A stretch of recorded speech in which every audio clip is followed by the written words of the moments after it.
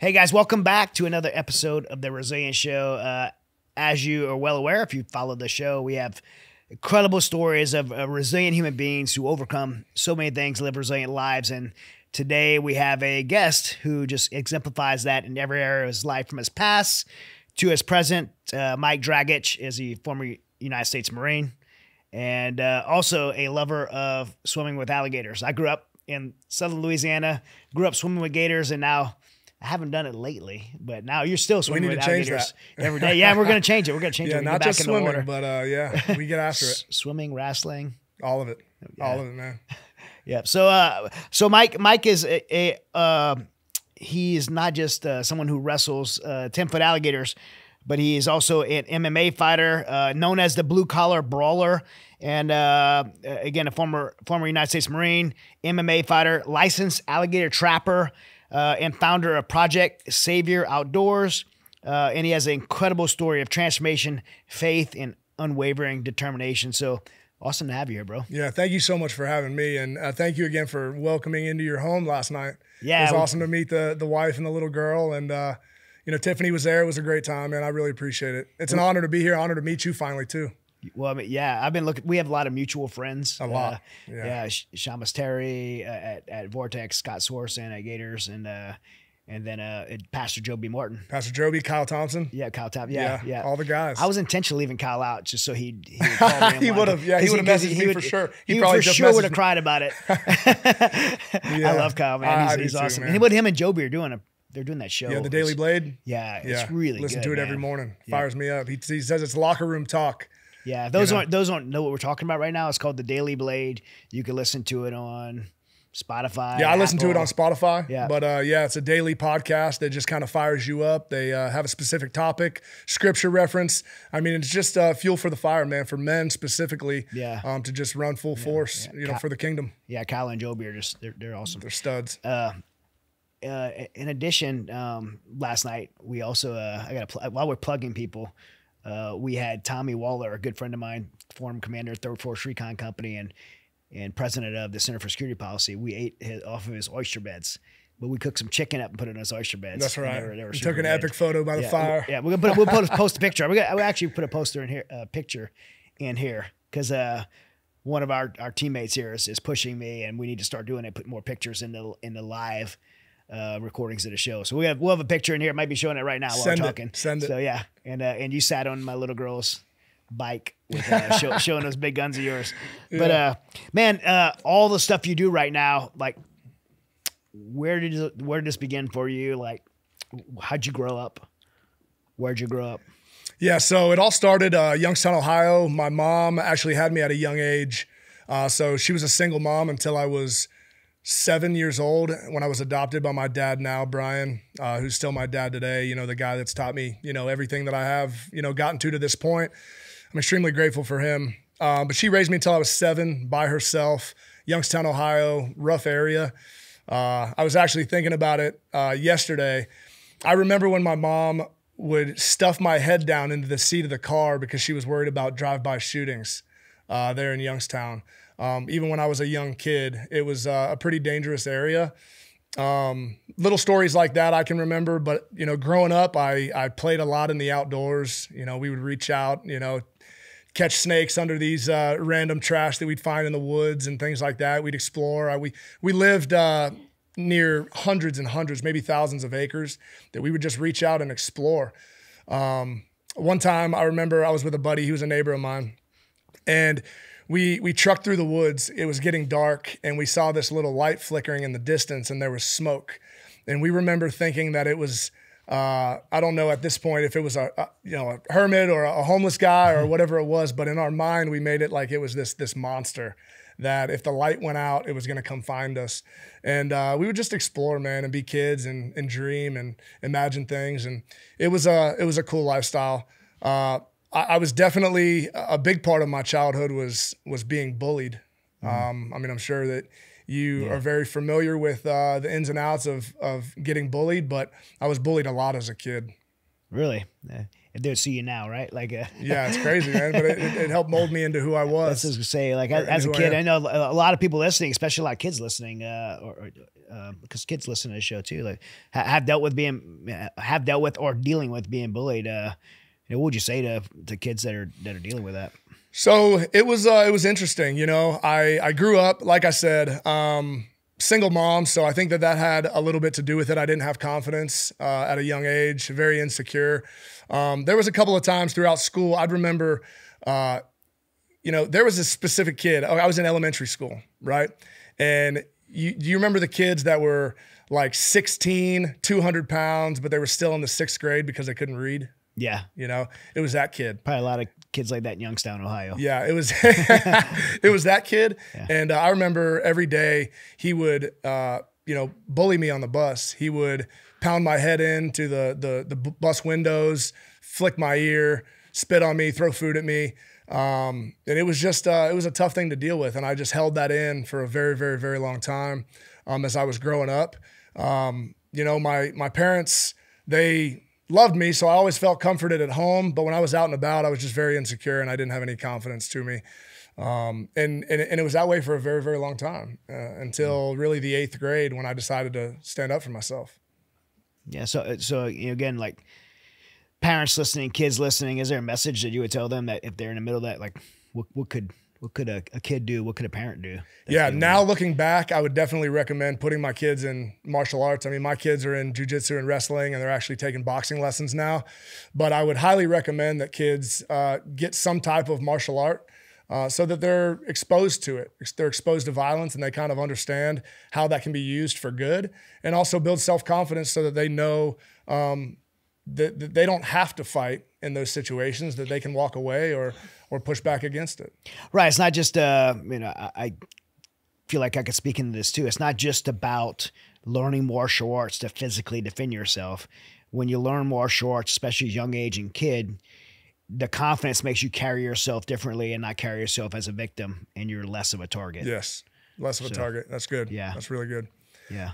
It was, so when I was in the 8th grade, it was the first moment in which I actually stood up for myself. There was a guy running his mouth at the lunch table, and my buddy John came up to me and said, "Hey man, you've got to do something about it." It's like he had seen me for years, not standing up for myself.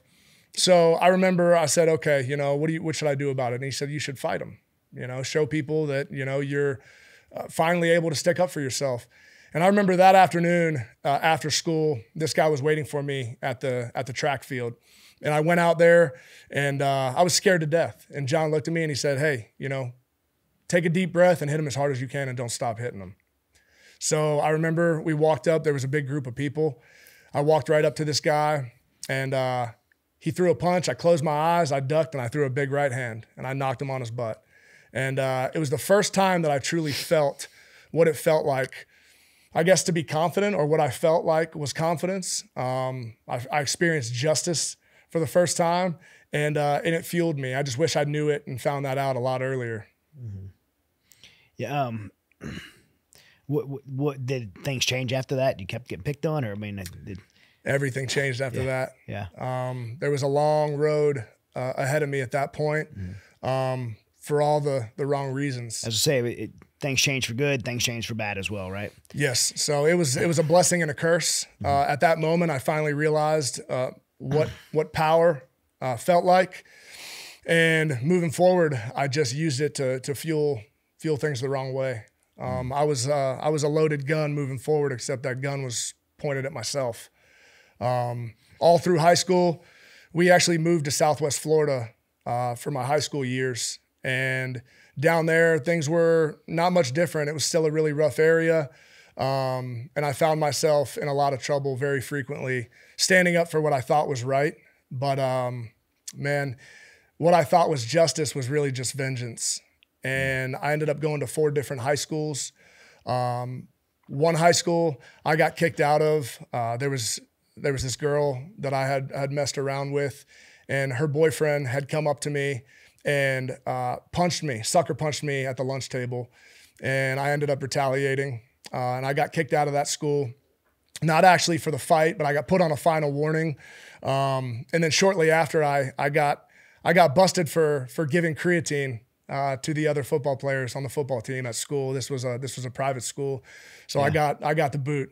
Creatine's good for you now. Right? Yeah, it's good for you now, but I guess, at school, you're not supposed to be bringing white powder and handing it out to guys to get big muscles. So another time, I was at a different high school, and there was this stairway that was completely blocked by a group of individuals, and they wouldn't let anybody like me walk up or down this stairway. And I saw that as the opportunity to, stand up for myself and make a difference. So I thought. So I walked up that stairway. And at the very top of the stairs, it got to the point where there was this guy, I specifically remember, he was waving a flag. It was actually a towel, making me feel a certain way. And he put his hands on me and told me to go down the steps and turn around and walk away. And I actually took that guy and I threw him down the stairwell, and a fight broke out. So I left that school for that reason. Long story short, I went to 4 different high schools and just found myself in a lot of trouble. There was just so much lack of purpose. There was so much insecurity that I carried with me throughout those years. And I'm just so thankful now that I'm alive because of it. I really am. Was there a low point in all that? There was a lot of low points. Quick story for you. And I'm not proud of this at all. Let me take a sip of this holy water. Yeah. So there was one point, and it was quite crazy. I hope I can't get in trouble for talking about it now, 25 years later. I think you're probably clear. There was one situation in which, unless this body's buried somewhere. Yeah, I can't help you there. Yeah, no comment. There was one situation where I was hanging out with a specific guy who was a friend of mine, and I always wanted to provide and protect for the people around me. I never once started any issues during that season of my life. Not that I can remember, or nor that I did on purpose. But I always wanted to be the protector. I always wanted to be the guy that was reaching out and standing for something and helping people, even for the wrong reasons and in the wrong places. And there was a specific guy that was a friend of mine, and he needed my help for a transaction. And this specific transaction resulted in me sitting in the back seat and us pulling into a parking lot, a guy getting into the vehicle and pulling out a sawed-off shotgun and pointing it at my buddy in the driver's seat. At that point, I did what I did best, and I grabbed the shotgun and I started beating this guy with it from the back seat. I remember my buddy taking off and probably hitting 45 to 55 miles per hour out of this parking lot as I was beating this guy. The car door opens and the guy gets tossed out. And to this day, I wonder if that guy's okay. But things like that I did that were young, dumb, and stupid, all because I wasn't confident in who I was and the situations that I put myself in were absolutely horrible. And if there's anything that I have for kids, a message for kids out there now, it's, look up to the right people, hang with the right crowds, because those people will make a difference in your life, and they'll be a heavy influence regardless of if you think it or not. Another time, just for show purposes, we were out on Fort Myers Beach, and I was with a group of buddies of mine who now ended up all becoming Marines as well. And we were on Fort Myers Beach, and we were walking, and a guy threw a beer bottle, and it hit my buddy. So we haul Bud up to the top stairs of this, the top level of this balcony, and we start fighting these frat guys. And a guy gets tossed off of the 3rd-story balcony onto the beach.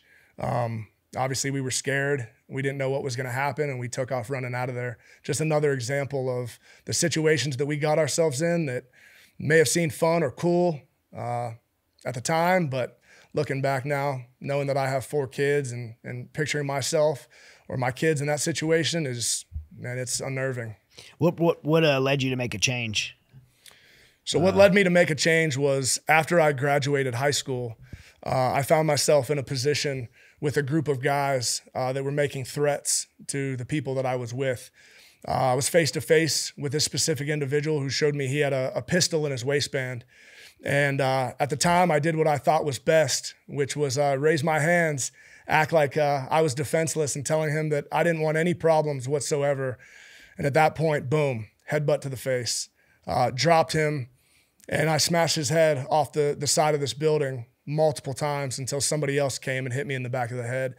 I remember scooping and slamming this guy, getting on top of him and throwing punches until gunshots started going off. I turned and looked as everything seemed to slow down. And I looked at this guy as he was pointing the gun. He was unrecognizable. His face was beaten to a pulp, and he was just emptying this magazine with the barrel pointed right at me. I remember hearing the bullets flying by my head. Everything was in slow motion. I'm sure you understand. Mm-hmm. And it wasn't until I got pushed out of the way that everything sped back up. And it was actually the moment in which my buddy pushed me out of the way from taking another round to my chest. I looked down and I realized I was shot, though. In the side of my chest, it had entered in through my chest, went through my torso and lodged behind my shoulder blade, luckily missing my lungs and my brachial artery. But I looked down and it looked like a gallon of milk was being poured out. So I jammed 3 fingers inside of the gunshot and I took off running in fear. I found myself in the middle of nowhere, just running. Adrenaline was pumping. I was filled with fear, uncertainty. And once everything calmed down a little bit, it was too late. I was looking for the help that I needed and I couldn't find it. You thought you were going to die at that moment? So yes, I absolutely thought I was going to die. I ended up, I walked into this lady's backyard. It was in the middle of nowhere. Everything was pitch black, but I saw a light flickering. So I ran behind this privacy fence and I ran up this lady's balcony and I started banging on her sliding glass window. And it was probably 1 or 2 in the morning. This lady answers. She's probably in her 70s and she sees me standing there bloody in a tank top, probably looking very scared and scary myself. She slams the curtains closed and just lets off a deathly scream. And I knew at that point I wasn't going to get help, at least for a while. I remember walking down the stairs and I sat down, not that I wanted to, but because I had to. I lost so much blood at that point. I remember just feeling very weak and cold and there was just nowhere else to go. So I find myself praying for the first time in a long time. My parents did a great job at raising me up in the church, but I just wanted no part. I wasn't listening, and I didn't really pursue a relationship with Jesus at that time. But then I prayed, and I prayed, please, Lord, save me, and I will live my life for you. Give me one more shot. And he did. My buddy at the time, 6'6", 275 pounds, the biggest, baddest friend that I had, his name was Ian. He actually tracked my blood trail and found me in the middle of nowhere, picked me up, took me back, where my buddy who had gotten shot, pushing me out of the way from probably taking more rounds to the chest or the head, was waiting. And they drove me to the hospital and got me the help that I needed. So he was shot too? Yeah, my buddy had gotten shot. He took a round through the forearm, pushing me out of the way. Pretty incredible, and I'm grateful for that as well. And that right there, my message behind all that is, please do not wait until you're covered in blood in the dark by yourself to let the Lord save you. It doesn't have to be that. That doesn't have to be your story. And too many guys wait until the very last moment. They wait until their worst valley to experience that. And I just pray that somebody understands that they don't have to wait. Well, how bad a shape were you in when you got to the hospital? Did you have to stay in the hospital? Was it I was in the hospital for a while. No, I was in the hospital for a while. I had lost so much blood. I needed to receive treatment. I did have blood. I did have alcohol in my bloodstream, so they couldn't give me any morphine or pain medication. And I remember after the shock wore off, after I became conscious, the pain was, excruciating, especially without any pain medication. And at that age, how old are you, by the way? I was 18 years old. Living at home? About to be 19.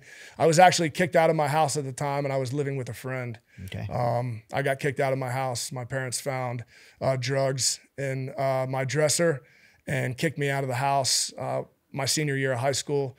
I actually finished the senior year of high school in a mix between living with my friends and paying for my own apartment. Your parents come to the hospital? They definitely came to the hospital. Yeah. My parents loved me. I was just a bag of ass. Yeah.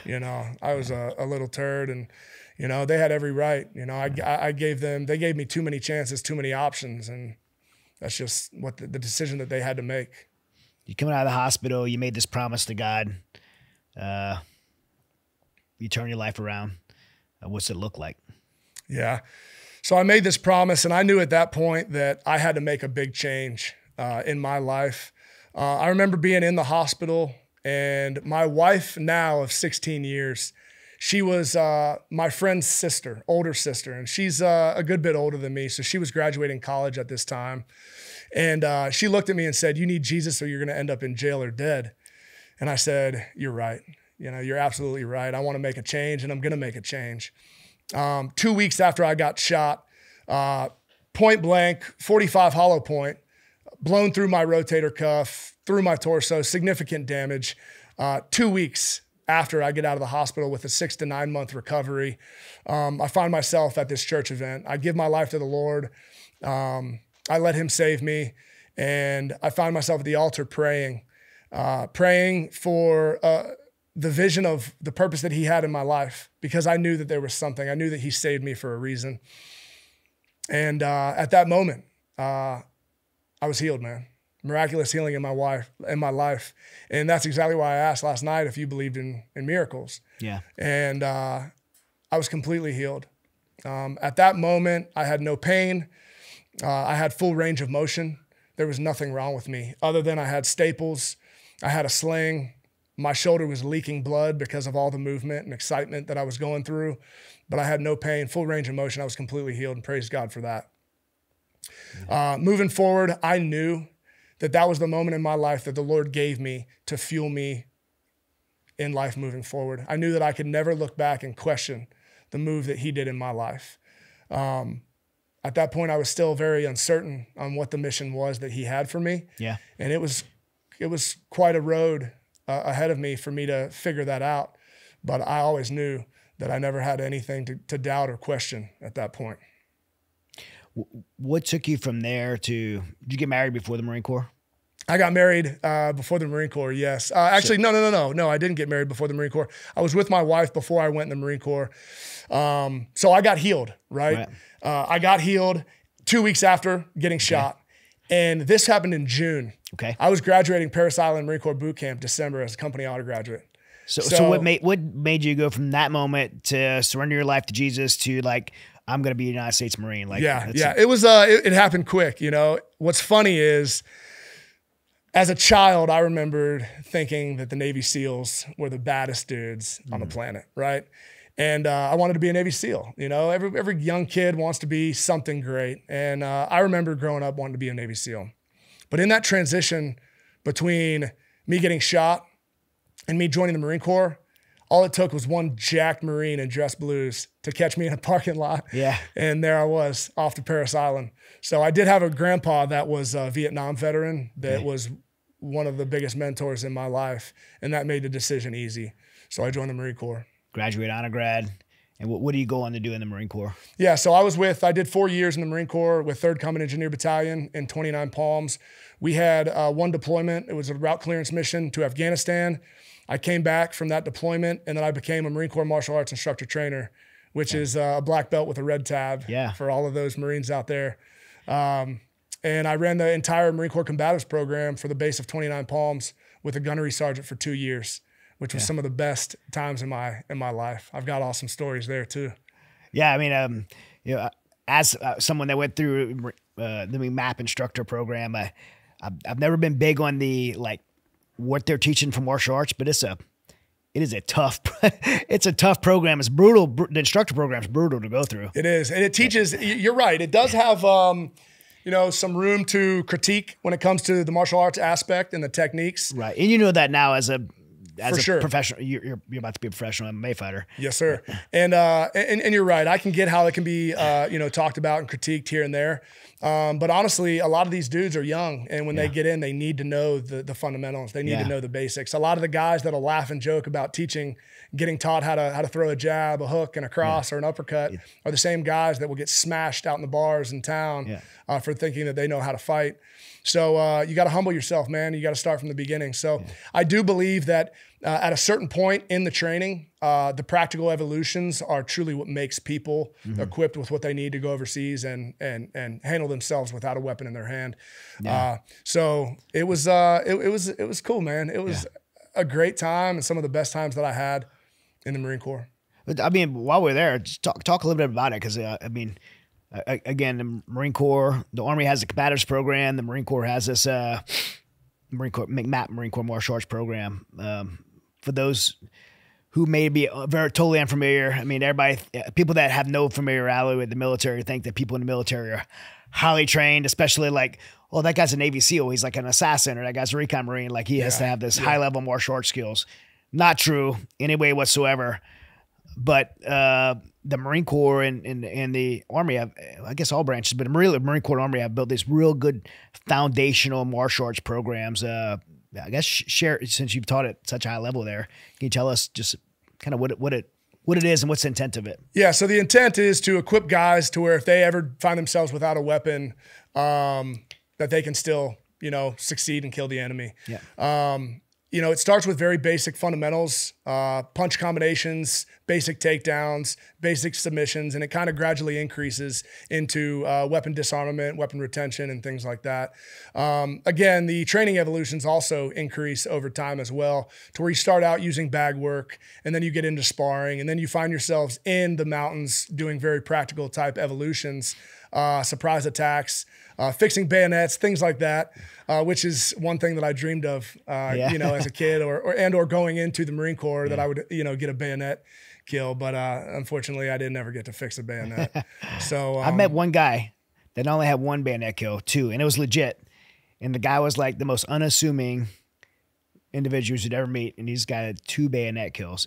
Two bayonet kills. Was this fixed bayonet or a knife kill? Fixed bayonet. Fixed bayonet, yeah. Which is insane. pretty crazy. Yeah, this guy was an SOI instructor, came through Mighty Oaks, and I didn't believe it at first, and then I came to find out, validate it. Guy had legitimately had 2 bayonet kills. Yeah, I had a guy, I believe he was with 3-7. Marine Corps Infantry Unit. I believe it was 3-7. He came up to me after one of his deployments and told me that he actually got a knife kill. He came through as a point in this compound. Yeah. He got ambushed from the back, got taken down, and he ended up killing this guy with a knife because of one of the sweeps that we taught him in the Marine Corps combatives program. So that was one of the coolest things that I ever took from that time in the Marine Corps, was being able to know that, hey, as silly as some of these things are, man, it can truly save a life. Particularly you're dealing with people like very baseline. Maybe I've never been in a fight before, never been punched, kicked, slapped before, never been in a confrontation before, and taking them from that to being able to be a United States Marine that has to be capable of violence and close with and destroy the enemy. I mean, and I love the McMap saying, the one mind, any weapon, right? Like one mind, any weapon. Yeah, just have the ability to be able to be, that warrior spirit inside of you to be able to do anything you have to do to win. Yeah. And and then all the case studies, you're learning about historical case studies and war cultures and those types of things. Combat mindset, warrior ethos, diet, nutrition. I mean, they go into more than just, martial arts techniques in that program. And a lot of it's resiliency. Yes. It is just pure toughness and balls. Yeah. During some of those training camps. And it was one of the funnest times in my life. There was one story, you guys laughing over there, because I said balls. So, all right, check this out. If somebody says balls and everybody starts giggling, the 15-year-old comes out. It's all on how you say it, right? You don't want to draw it out too long or else it gets awkward. But, all right, so check this out. We're on a training evolution, and we have a chaplain. So I train guys. I trained operators, I trained Marines, I trained officers, we trained Army Special Forces, we trained anybody and everybody that came to 29 Palms for this program. We trained them out of this school that we had there on base. And I had so many opportunities to meet some straight killers. And one of them was a chaplain that went through this program that we had. And we were running through the mountains of 29 Palms during this part of training. And there were wadis, right? Mm-hmm. These divots and these valleys in the mountains. And we would stage guys in these valleys and provide real life scenarios of surprise attack.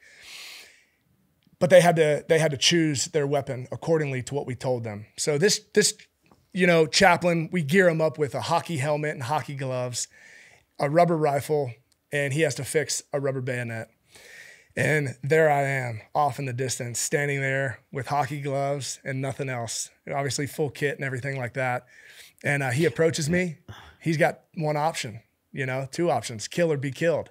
So he's got to deliver a killing blow with this bayonet, or else he can't pass to the next station. And he's already tired. He's already battered and bruised from the prior evolution.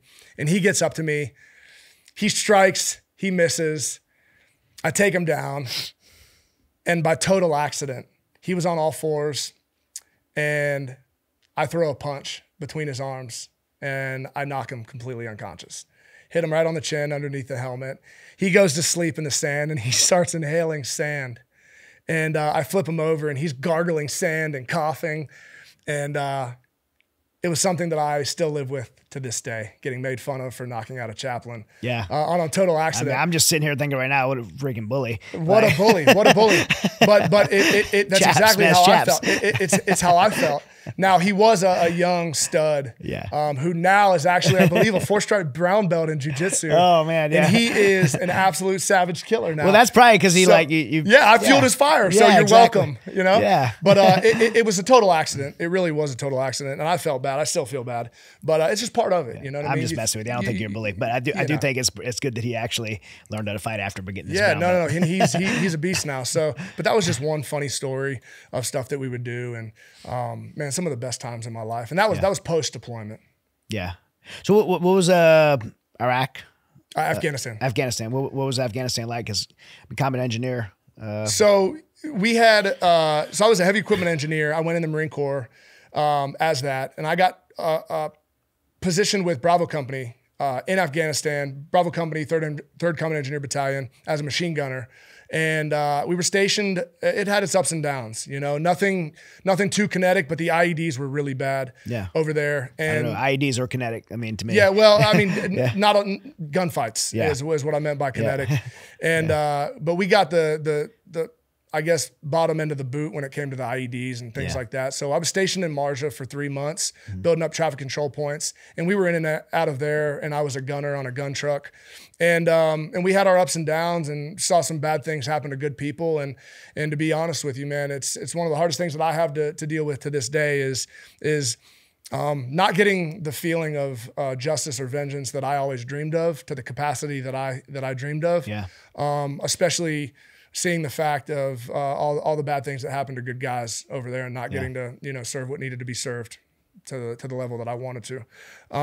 But I do believe that that's part of the fire that's in me, for doing the things that I'm doing now. And I know that there's a reason for why the Lord led me down that path. But one story I do want to tell you about from my deployment was this. We came out of Marja, and the vehicle in front of me and the vehicle behind me got hit by an IED. I was on the gun, so my first thing to do was check for an ambush. And as much as, the young Marine I wanted there to be an ambush, there was no ambush. But in that time, I was scared, obviously, but I felt complete peace.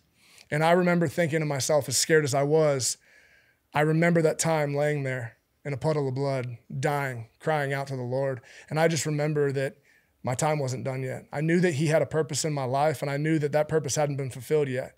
I was a young, crazy Marine, but I just knew that I hadn't fulfilled my purpose for the kingdom yet. And I remember thinking to myself, everything's gonna be okay. So regardless of ambush or not, I felt at peace. And it's just something that I want people to understand, that they can find that peace too, even amidst the worst situations that they go through, knowing that God's got you. So, after that, the records came up, EOD came up, and I, luckily found a secondary IED over a berm to the right of me, and that's all she wrote. EOD came up, they disposed of it. We did what we had to do until we got out of there, and then we went back on to continue building out the traffic control points there in Marja. Again, ups and downs on that deployment. There was a lot of guys attached with the Army combat engineers that were in and out with lots and lots of casualties. And I just remember praying a lot over there for myself and the guys that we were with, that everyone would make it back. We ended up losing guys in 3rd Combat Engineer Battalion. One of them was one of my sergeants, Jesse Balthaser. And I just wanted to take a minute to honor him. He went out on a mission the night before he had left. We had, raged out to As I Lay Dying in our tent at our camp. And You know, he dapped me up and left, and I never heard from him again. So, you know, we had developed a close relationship in a short amount of time. So that was hard to deal with, you know. And I came back from that deployment specifically with him on my heart. And a cool little story to, again, honor him was there was an As I Lay Dying concert that came to town. And I ended up going to it years later. And a drummer threw a drumstick out into the audience. And I got in a fist fight with a guy. We both grabbed this drumstick. And I remember taking him down to the ground and just like prying on his head and ripping this drumstick out of his hand because I wanted it so bad. I snuck around the side of this building to the tour bus where the band was there. And I got the entire band to sign the drumstick. And I came back and I got in touch with his wife and I reached out and I said, hey, like I want to give you this drumstick because it was his favorite band. And she's like, I want you to keep it. So I ended up keeping it, and I still have it in my truck to this day, like 12 to 15 years later. And I look at it all the time, man. And it's just another reminder of resilience and the ultimate price that some of these guys have to pay. So, I mean, it sounds like the Marine Corps was a good experience for you. What led you to get out? So when I go back to talking about how I didn't get to do everything that I wanted to do, which was really tough for me to deal with. Yeah. Again, I get back from that deployment and saw bad things happen to good people. And I didn't get to do all the things that I dreamed of, right?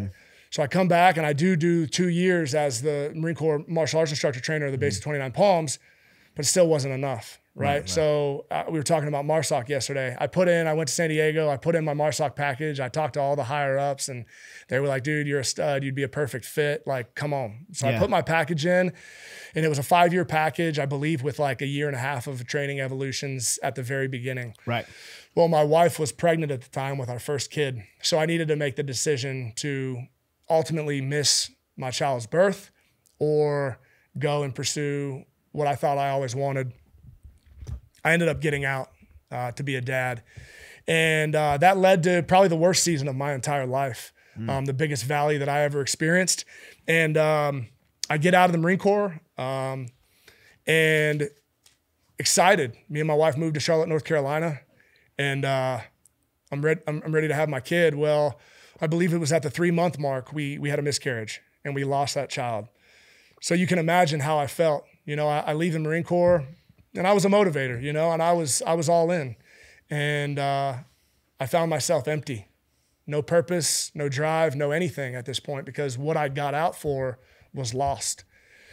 And that's the moment in which my life started to decline. Even as a believer, I found myself empty and broken, years that I just felt that I had no purpose. I had no community. I did have a relationship with the Lord, but it was weak.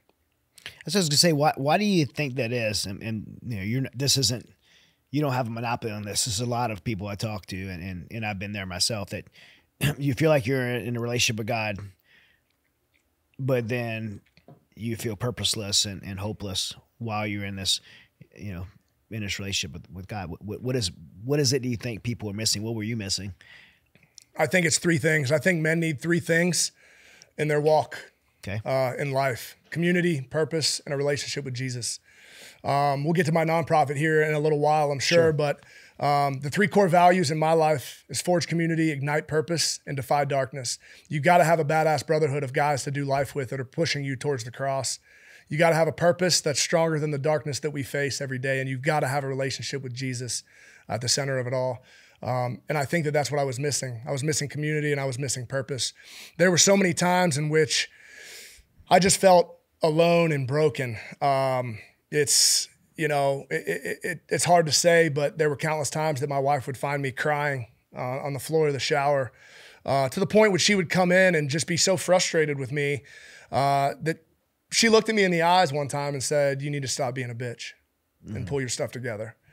And when your wife looks at you and says that, it changes things. Yeah. It really wakes you up.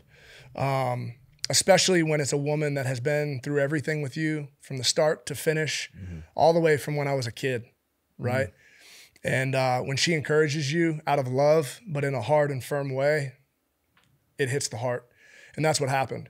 I was miserable where I was working. I didn't trust anybody that I was with. I didn't feel like anyone in life was on my level as far as intensity. And I was closed off. I sure as heck wasn't pursuing anything. I wasn't involved in martial arts at the time. And it was truly just my wife and my children and the relationship with Jesus that was fueling me forward at that time. What shifted? What changed? So, honestly, man, it was a mix of things. But during that time, we lost 15 guys from 3rd Combat Engineer Battalion. Since 2015, we had lost 15 guys to suicide, and for various reasons. And this was hard for me to deal with. You just kind of like hearing about it like one at a time, like people just threw it in Yeah, there was a group page that we had on social media, and I stayed in touch with a few guys throughout the unit, and it would always just get around on who left us. And every time it was very difficult, especially when it was guys that I was very, very close with. Yeah. It hurt. And I remember always being hurt by it, but never doing anything about it. And I had this fire in my heart the whole time, since the very first time I heard that we lost a guy to suicide, that I wanted to do something, but I didn't know what.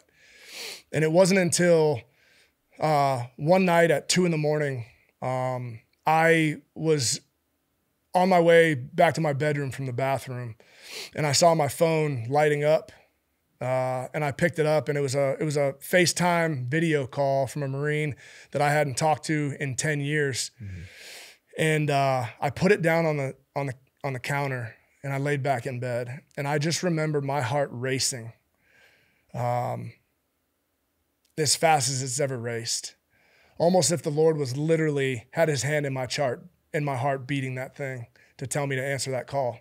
So I answer the phone call, and it's a Marine with a gun to his head. It's the closest thing I've ever seen to a demon possession. He was hurt. He was broken. He was crying, and with every ounce of me, I knew that he was about to pull the trigger and kill himself. Mm-hmm. At that point, I had nothing that I could say. There was no motivational speech. There was nothing that I could say as a man to help him through that moment. It was at that level. So all I could do was pray. And I remember just praying. And I remember just praying that the Lord would speak to him, put His hand on his heart, and let him feel His presence. And 3 hours later, that happened. Luckily, he had put the gun down. It was a pretty crazy exchange between him and law enforcement that had shown up. But praise God, he's still with us today. 2 years, I believe he's happily married with kids and a family. And praise God for that. So go ahead.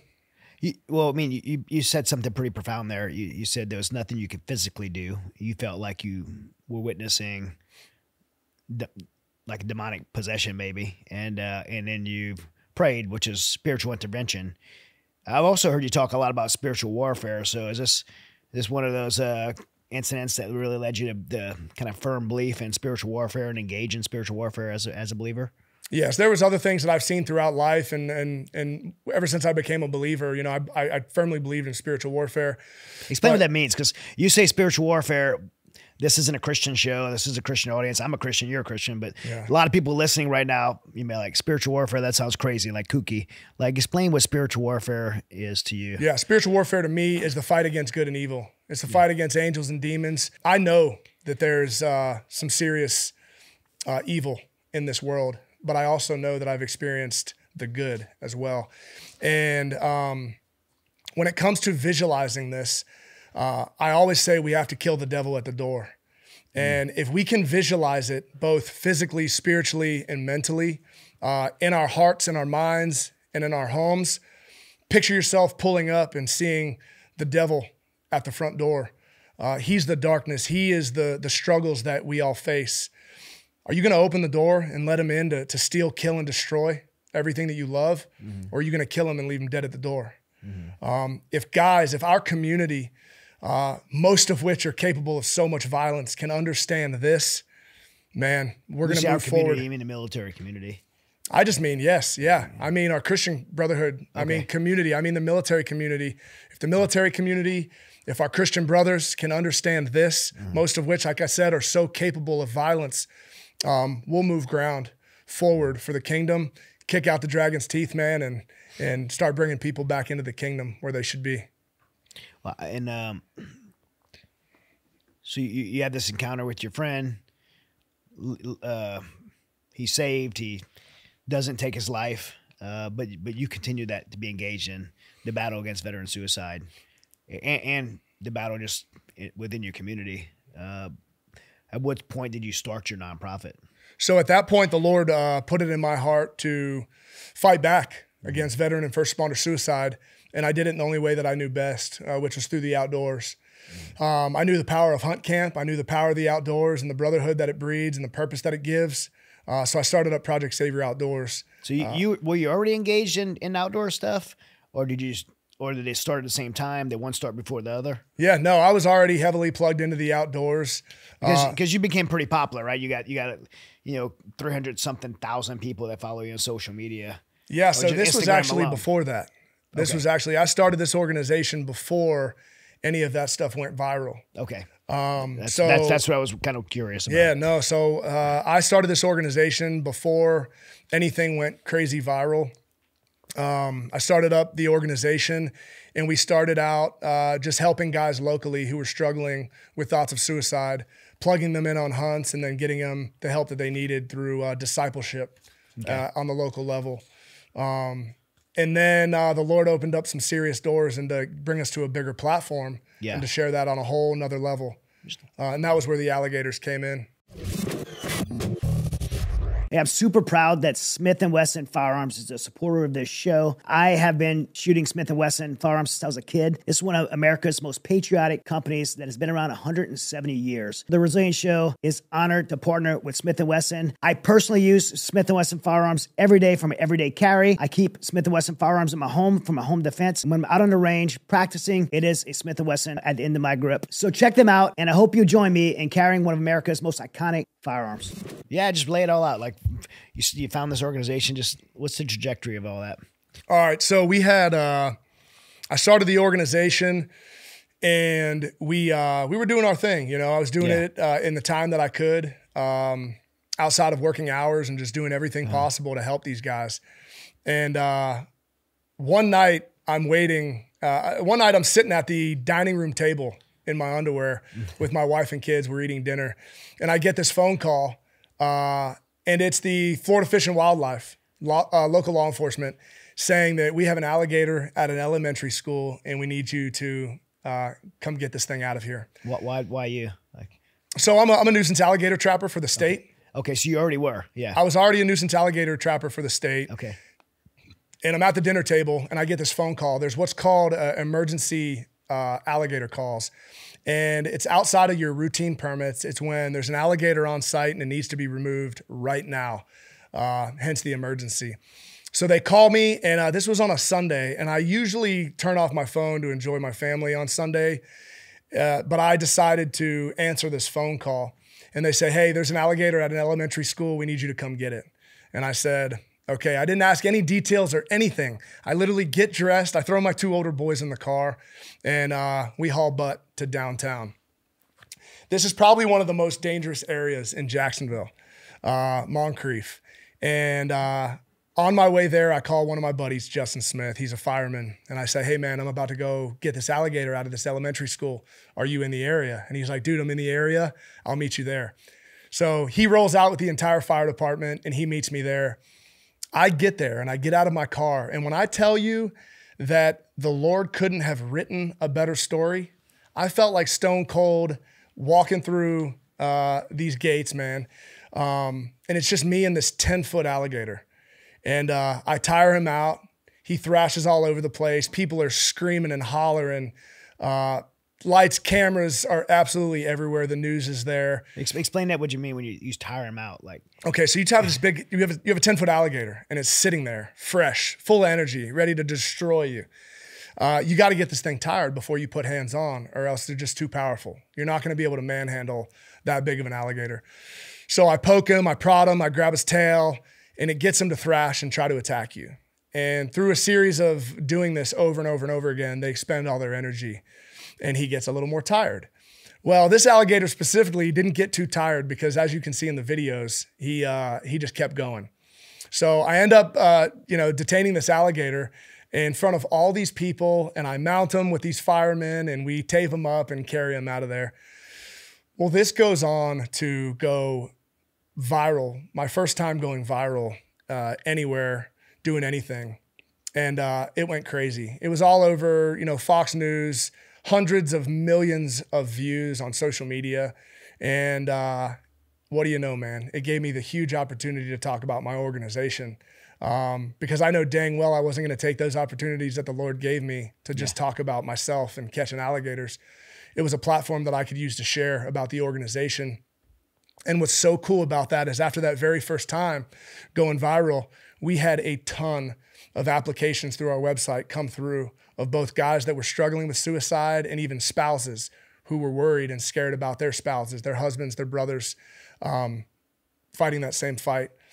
We were able to bring those guys in, get them plugged in on hunts, get them to help. Support come in as well, like financial support come in as well? Financial support did come in to a certain degree, more so the relationships. Relationships with people like Vortex Optics and Seamus, Gators Eyewear.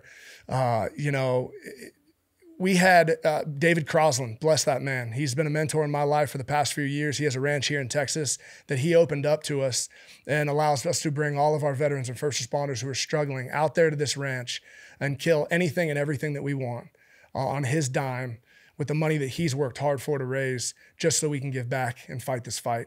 So it happened to be relationships like that stemmed from that initial call, and I'm so thankful for it. But then come to find out, every year since, the Lord has popped something off on social media with an alligator that's allowed me to have a platform to continue to grow this mission. There's the alligator in the street and the one in the highway and things like that. What's the craziest alligator? I mean, what's the biggest you've seen? I've seen a probably close to, he was 12 and a half feet, but his tail was chopped off. So it probably would have been a 14-footer. That's the biggest one. That's a big alligator. I've seen. That's a real big gator. And that's Louisiana. Yeah, the biggest one that I've caught, I mean, it's hard to say the biggest one that I've seen because it's hard to determine their size out in the wild when you can only see their head. I'm sure that I've seen and witnessed 13+ foot alligators in my time. I'm almost positive that I have, but I haven't specifically put hands on or measured them. The biggest alligator that I've caught alive was 12.6. And that was recently on one of my hunts. That's a dinosaur, man. It's a dinosaur. Yeah. And they're full of energy, and you'll never be able to experience the power and the explosiveness of these animals unless you're right there with them. I'd say the craziest call that I've ever been on was I was at the Jacksonville Icemen hockey game with my kids and my father-in-law one day, and I get another emergency phone call from the state saying that there was an alligator 2 miles from me and they needed me to go get it. He was in the middle of the highway. So I tell my father-in-law, again, it was almost like, I'm telling you, the Lord opened these doors for a reason. I truly believe that because you don't see this stuff too often. And for me to get opportunity after opportunity to go out there and make this type of impact is only God. I truly believe that. I tell my father-in-law, I say, hey, I'll be back. I leave the hockey game. I had no equipment. I had nothing with me to catch this alligator, but I go anyway. And I get out of my truck, and the alligator's right there on the sidewalk. And as I approach this alligator, barefoot, of course, short shorts and a cutoff flannel like I've always done, this thing runs right into the middle of the highway. Chasing a police officer, he freaks out and jumps out of the way, and I run across traffic, jump on this alligator. It was an 8 to 9 foot alligator, and I jump on him without anything and tape his mouth up, pick him up, and carry him off. And it's like I walked away in the sunset as the entire downtown looked with their cell phones up in the air, cheering, hooting, and hollering. And once again, man, it went viral. It went all over the place, got hundreds of millions of views. And it was just another hundreds of potentially millions of people that heard the name of Jesus once again. So praise God for that, man. And bring, glorify Jesus, bring light on Jesus, but bring light on a big problem, the veteran suicide problem, which you're working on, through your organization. Just say the name of your organization one more time. Yeah, so the organization's Project Savior Outdoors. Yeah, and we're going to have, it's going to be linked in the show notes below. Has anybody approached you yet for this? I mean, this is your life and what you do with the Gators, and which is reality TV show. Friends with the Duck Dynasty family and all those guys there. Has anybody approached you yet? I've been approached multiple times for shows. Nothing has gone through. There's a couple of things that are supposedly in progress, but if anybody would like to have a TV show, I'm your guy. Again, it's just another opportunity that we can fight the fight against veteran and first responder suicide and do some really, really cool stuff in the process to entertain people. You know the Robertson family? I know of them. I've always been a big fan. I grew up watching the show, but I haven't ever met them. So I'm gonna make the introduction. I'll say that right here. I'll make the introduction. Jay Stone, Jace Robertson, Zach. Zach runs the company called Tread Lively that's owned by Willie and Corey. Okay. That's who leads their TV shows, and they would love to meet you. And I'm gonna make the commitment right here. I'm gonna make the introduction. I would love that. I mean, I can't promise anything, but what happens happens. Yeah. They're willing. amazing people. You're an amazing dude. Yeah, just to meet them and hang out with those guys. At minimum, we're gonna go to duck hunt together. Yeah, so, I would love that. Because I know I'm going alligator hunting with you. Yeah, you're gonna do a lot more with me than alligator hunt. We'll catch hogs with dogs and go kill some iguanas and we'll have a lot of fun together. Yeah, I'm looking forward to it. But I mean, we could keep going. I feel like we could keep talking about, we stories for days. We got plenty to go. we got plenty to go. But you talk about all this you're doing is you're taking your stories, using those stories to build a platform, and using those for good, which is essentially what I've kind of committed my life to. Every bit of platform I do, I'll leverage it to help other people, and I think God just honors that and glorifies that. But you talk a lot about the power of testimony. So tell me what you mean when you say the power of testimony. I mean, I know you and I both are believers in the Bible and Revelations. I think it's Revelations 4:11 says, 12, the blood of the Lamb, the power of the testimony. Yeah. Right. That's my go-to. Yeah. So I mean, the enemy has a plan to take over the world, and God has a plan to counter the enemy's plan, which is through the blood of the Lamb, which the word of Jesus testimony. on the cross, and which we can't do that, but it's already been done in the word of our testimony. And so that's the part we can do. Yeah. We can share our testimony, and you're doing that. So tell me about that. A big part of what we do with the veterans and first responders outside of the hunt is we pull them back into a discipleship program to ultimately build disciples. And what that looks like on top of just pursuing an individual relationship with Jesus is creating other disciples and equipping them with what they need to fight the fight. I truly believe that your testimony is a weapon, and it's a half-faced blade that cuts through darkness. It's a kick in the ass for somebody else's story. Hey, there's another friend we forgot to mention. Andy. Half-faced blade. Yeah. It's a half-faced blade that cuts through darkness, man. Yeah. Kick in the ass for somebody else's story, like I said, and we refer to Revelation 12:11 a lot. They overcame him through the blood of the Lamb and the word of their testimony. They're referring to him as Satan, who comes across as a dragon in Revelation. How many of us have dragons in our life? Whether that be traumatic stress, addiction, disease, bad relationships. And they overcame him through those two things. The blood of the Lamb, which is the blood that Jesus shed on the cross, so that we could be truly free and spend eternity in him with heaven one day. And through the word of our testimony, there is power in our story. It's not just our past. And I truly think that if we utilize that, we can kick the dragon's teeth out, man, and pull people into the kingdom in a big and mighty way. And again, it goes back to what I said earlier. If guys can understand the power that they have in their story, they can truly take ground on the enemy moving forward and make a difference to save lives. And honestly, sharing your story may actually just save your own life. Yeah. Look, you're doing that on a massive scale because, these viral videos, you have, a couple 100,000 people that follow you on social media, but everyone can do that in some way, right? Everyone has a platform. Everybody has a platform and everybody has a story. Everybody's story is powerful. Your worst moment is the same as my worst moment. It's all relative to us. And we need to understand that somebody out there could use hearing your story, regardless of what that was. A lot of times, there's people that say to me, hey man, I don't have a crazy story like you. I don't feel like there's a point to share it. Let me tell you something.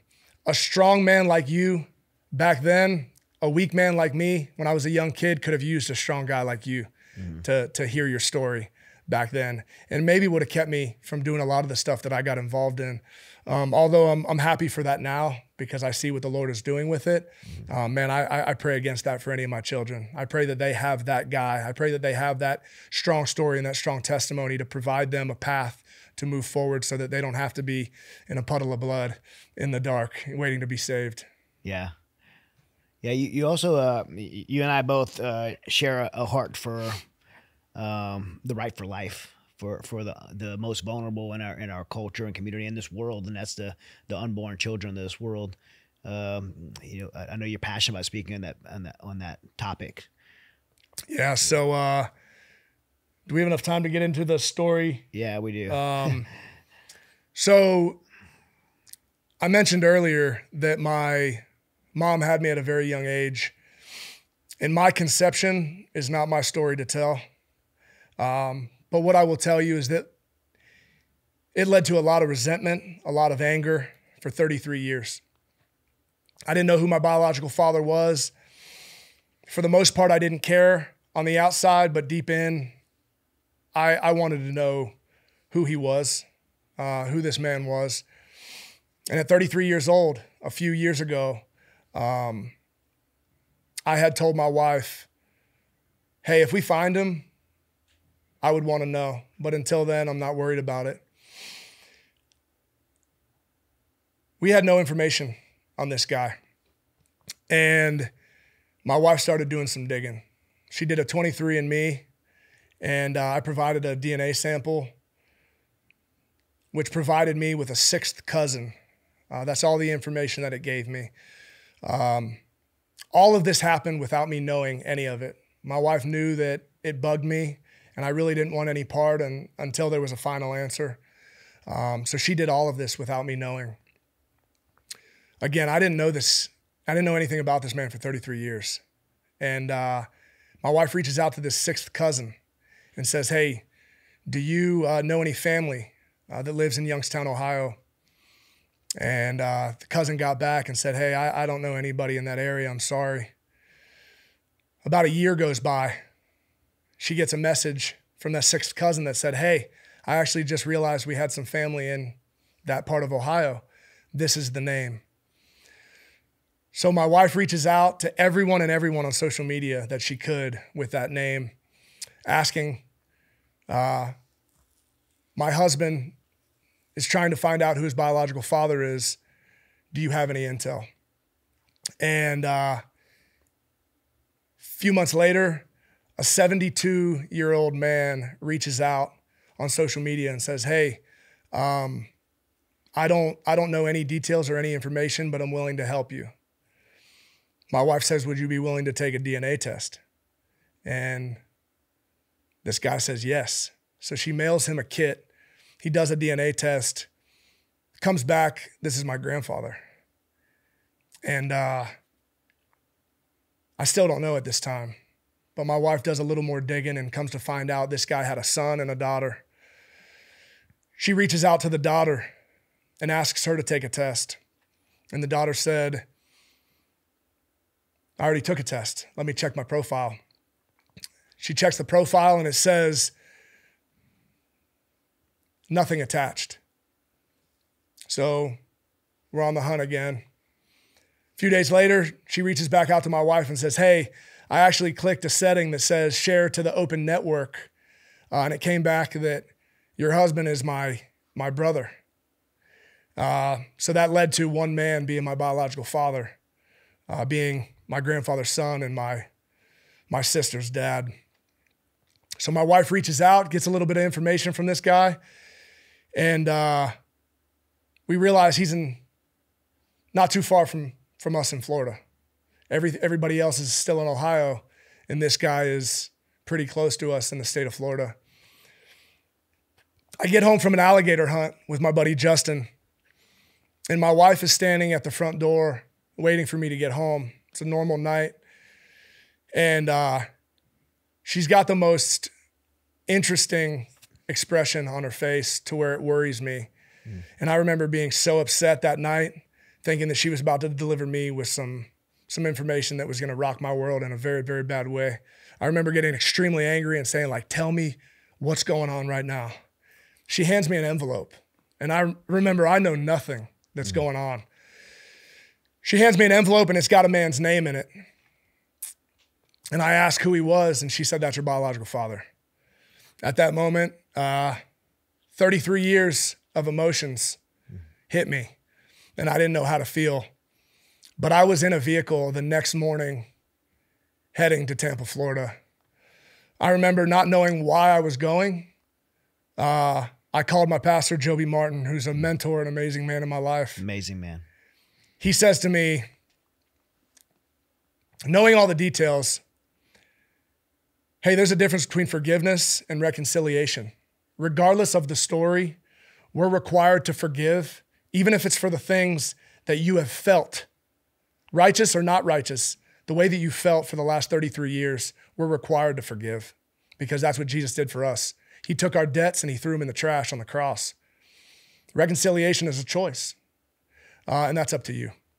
That requires repentance, and that's up to you. You pause for a second. I want to, because I know, I don't know where you're going to go with this, but with fatherlessness being such an issue in America, why do you think that we're so impacted by not knowing who you had a stepdad that raised you, you had people step into your life. This man, who's your biological father, had no role in your life for 33 years.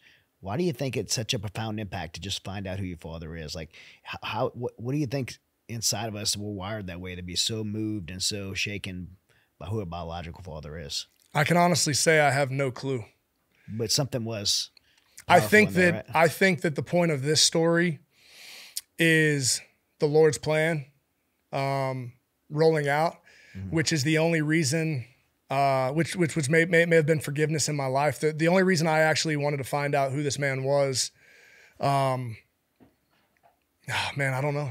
Yeah, I don't know why I wanted to meet this man. I want to be clear on something, that my dad, first of all, I will always and only have one dad, and his name is Brian Dragich. And man, he was the best dad that I could have asked for.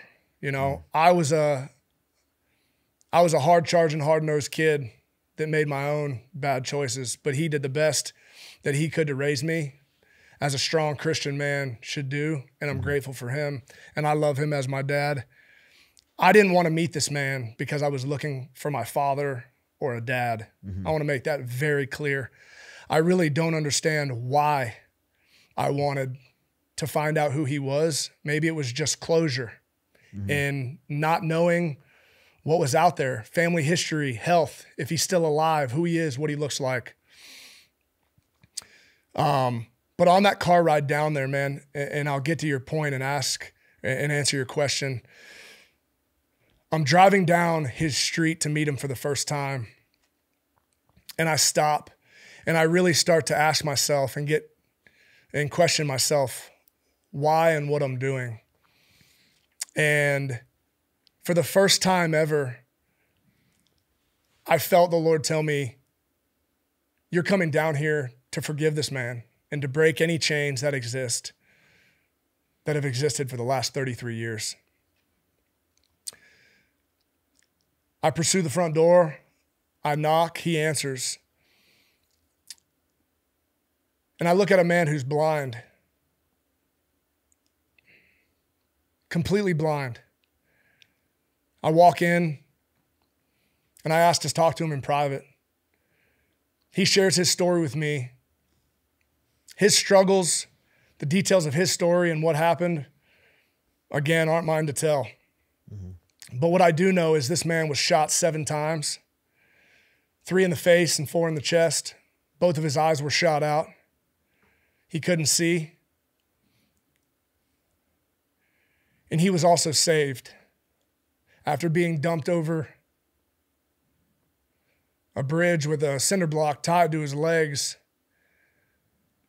He landed on a block of ice, and he was found and also led to Jesus and freed from a lifestyle of addiction.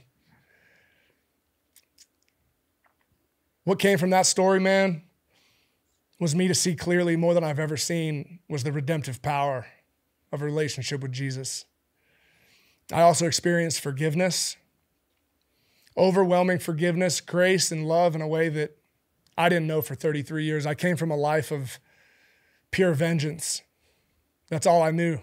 That's everything that I wanted up to that point in my life was vengeance against the enemy, both physically and spiritually. And I find myself here feeling grace, love, and forgiveness for a man who at the time I thought didn't deserve.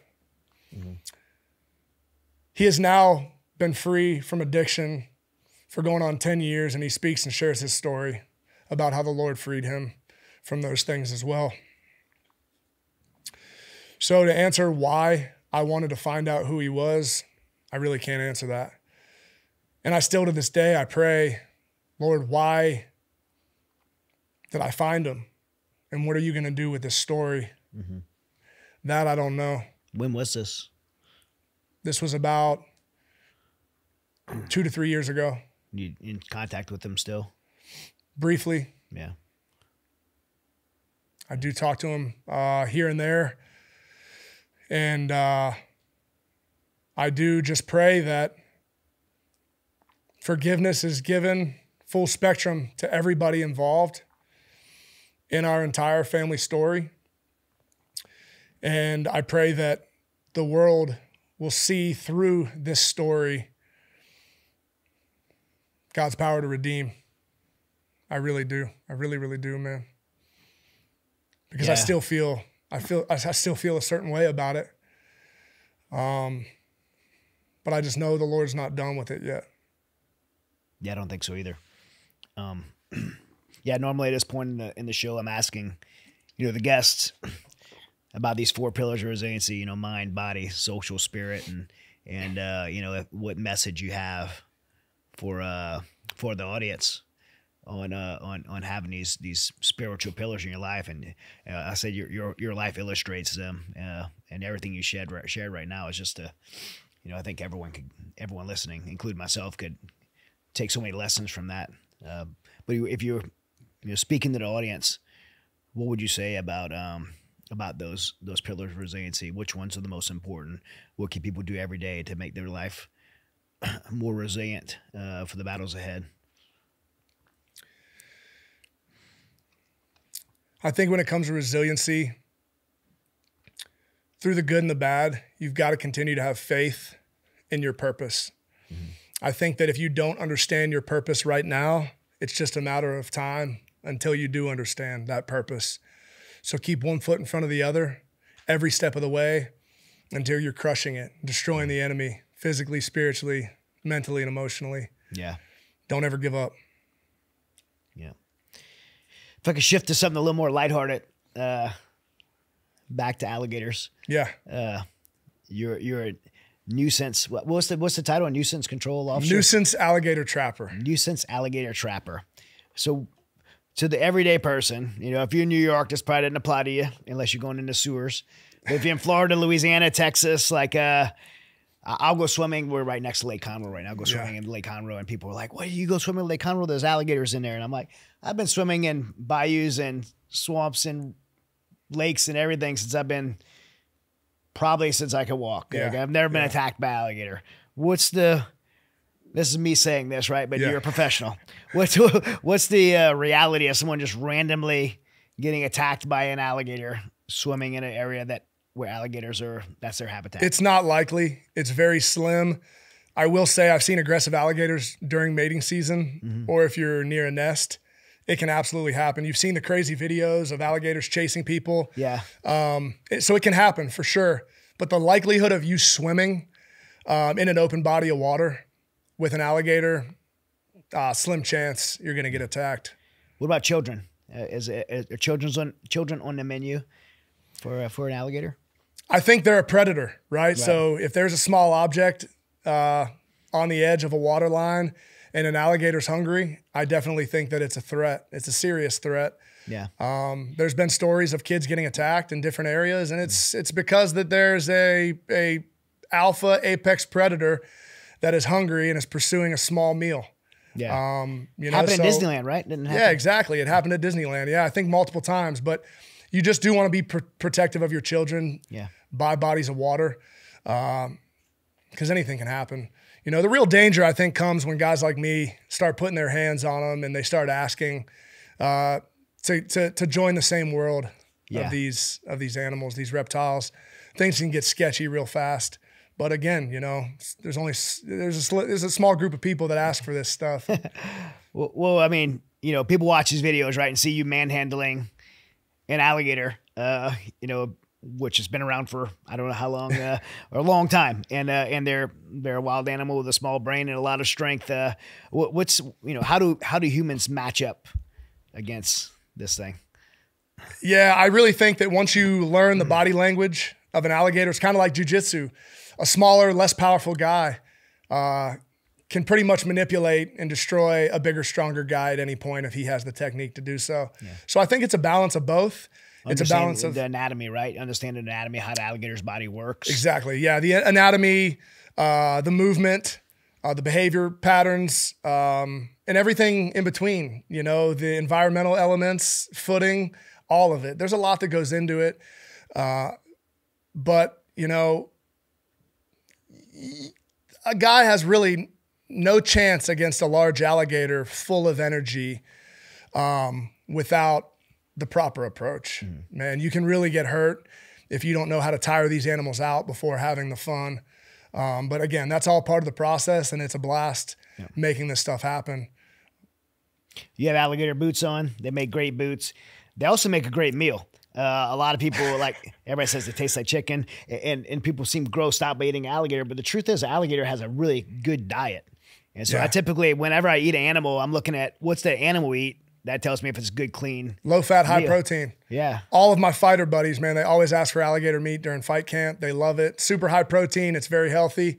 There's never an alligator that I have killed that I don't donate or give away or use the meat myself.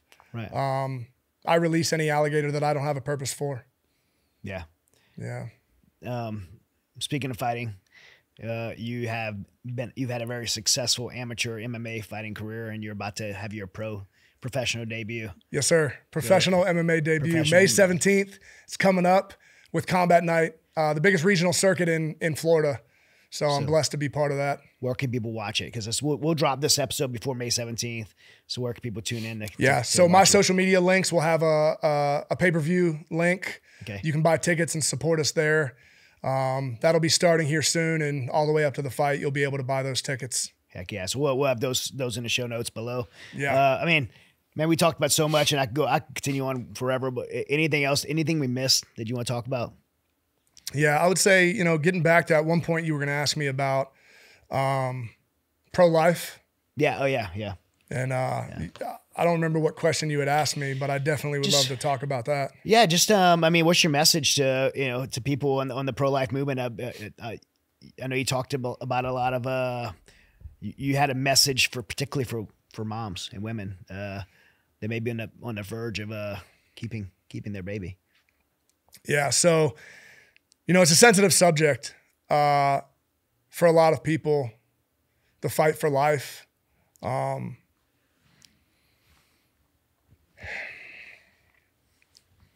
My message for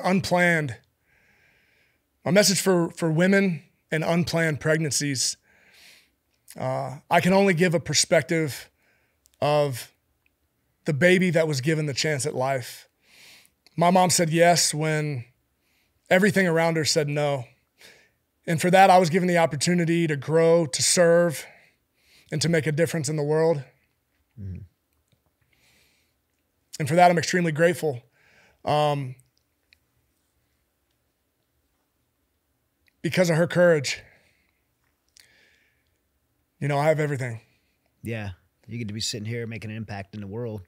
And I want the world to know that I'm thankful for that. Yeah. And that they should really consider, man, anytime that the world tries to throw at them, that they should say no, that they should say yes. Mm-hmm.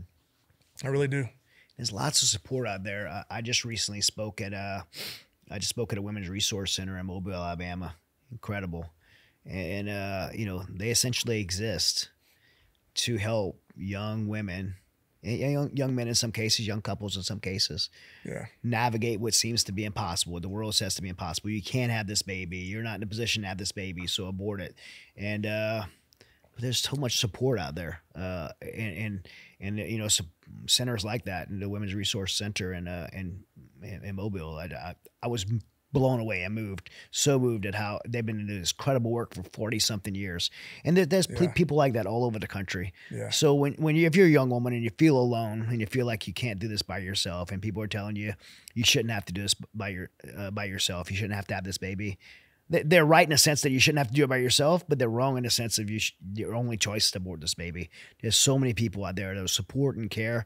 And ultimately, if you're not the one to raise the baby, which is tragic as that may be, I'd say find every option to be able to raise that baby. If you're not, then there's so many families out there. I'm blessed right now to be a father of a beautiful summer that little summer that we adopted, and you know, so blessed by that. And there's so many families out there looking to raise children. So this, man, please, like I'm with you. Please, like look at what resources out there for you, and give life, choose life, because you know it could be the next Mike out here. That's right. Being a world changer, man. That's right. Being a world changer and kingdom builder. That's right. Yep. And you know, another person that's creating something like Project Savior Outdoors. Yeah, exactly. Exactly. And again, you'll have the links and everything, but you know, I'd love for people to support and reach out. Project Savior Outdoors would love to support Mighty Oaks Foundation any way that we can, as well as other organizations out there that support veterans and first responders.